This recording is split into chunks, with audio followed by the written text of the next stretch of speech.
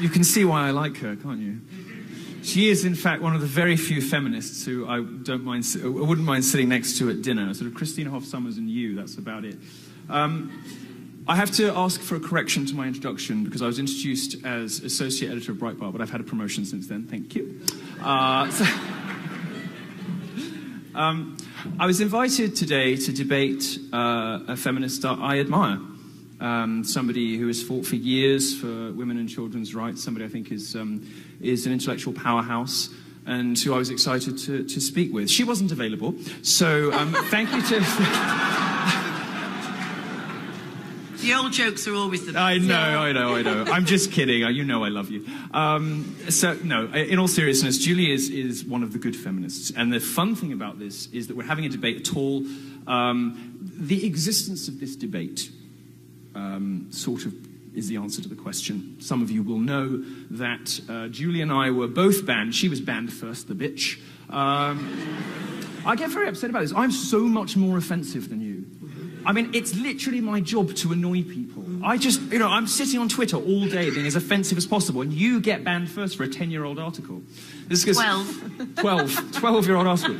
Well, this is because the modern social justice movement, like all cults, hates apostates. And of course, Julie, as a feminist who's gone off reservation, well, what actually happened is she stayed the same and feminism changed, which is what I'm going to move on to in a moment to explain to you why, of course, feminism does pose a risk to free speech. Feminism moved on and sort of left Julie behind. She's now become one of the bad guys, and she has the much more fun job of showing up for debates when normal feminists won't. Now, it's perfectly reasonable for Julie to reject the brand of feminism that we're going to be talking a lot about today, and she's right when she calls them bellends. They are. She's right, and we're going to call them all sorts of other names in the next 2 hours. But unfortunately, Julie, feminism has moved on from you. There are plenty more like me, trust me. Well, and not just my age. There are younger women who are identifying as radical feminist and calling the third wave fun feminist identitarians total bellends. Well, I think the problem has been that the particular modern brand of feminism, the feminism that has a problem with free speech, that doesn't like debates, that banned both of us. The title of the debate was, does feminism have a problem with free speech? And they banned both sides of the debate. They don't even want the discussion to be had. It's not even like ban the bad guy, which was her, somehow. It was ban both of you. And then, of course, the great organisers here, Dion and Hunter and others, stepped in and said, well, if they won't have it, we'll have you. Look. There's a particular brand of feminism which holds almost total sway in the media and in gender studies and women's studies departments. There are honourable exceptions. But by and large, I don't expect you to comment on any of your colleagues, but a lot of your colleagues are off-the-wall mental.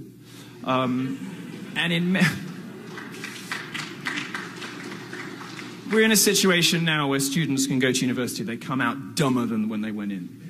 They are infantilized by safe space and trigger warning culture. The idea that interrogating a new idea, coming into contact with a school of thought or a person that doesn't conform to your prejudices is somehow problematic, that it gives rise to trauma. This evening, there is a safe space at Michigan University to protect the safety and emotional well-being of students from this dangerous faggot and a lesbian with the wrong opinions. That is insane.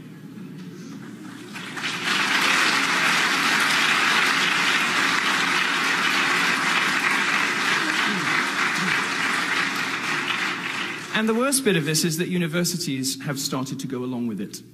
They have started to respect students' points of view when the students claim that they have been emotionally traumatized by different opinions.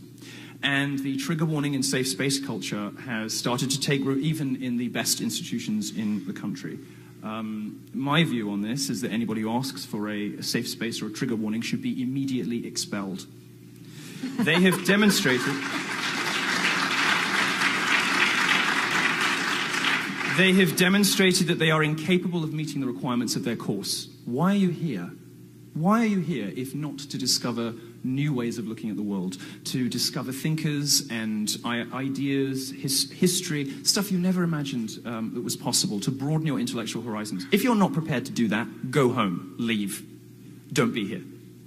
Now, it's all very well for Julie to say that, you know, her brand of feminism, and she is right that her brand of feminism is in the majority among ordinary women, is not a threat to free speech. Unfortunately, her brand of feminism is out of fashion, and as a gay man, I can tell you all about fashion and everything. But I will tell you about the fashion and feminism briefly, and we'll get to the good stuff. Today's feminists, and they don't include Julie because they don't like Julie very much. They don't include Germaine Greer because they don't like Germaine Greer very much.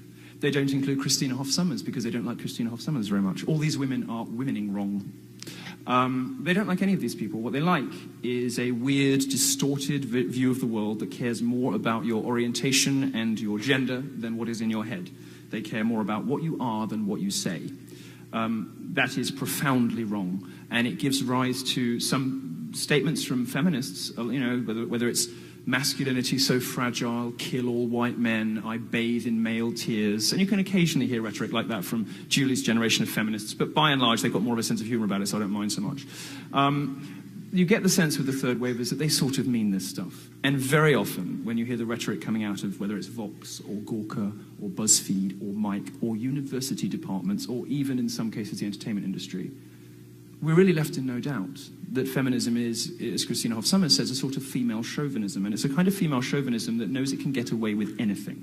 It can get away with lying about men. It can get away with calling men names. It can get away with telling lies about the wage gap, lies about campus rape culture.